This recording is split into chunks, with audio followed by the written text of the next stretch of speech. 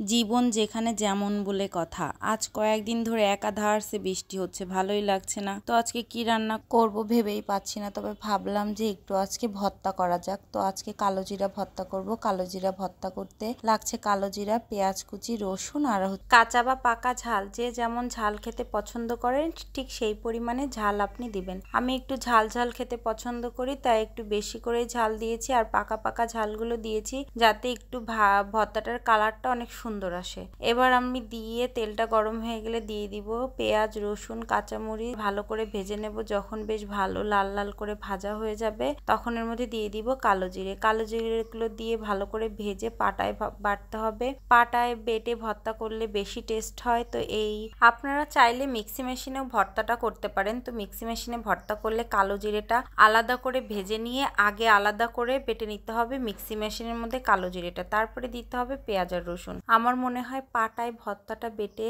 ভর্তা তৈরি করলে এই ভর্তাটা বেশি টেস্টি হয়, তার জন্য আমি পাটায় ভর্তাটা রেডি করেছিলাম। তো রেসিপিটি দেখে কেমন লাগলো অবশ্যই কমেন্টে জানাবেন, আর ভিডিওটি দেখে যদি ভালো লেগে থাকে লাইক, কমেন্ট, শেয়ার করে পাশে থাকবেন। ভিডিওটি দেখার জন্য সবাইকে অসংখ্য অসংখ্য ধন্যবাদ।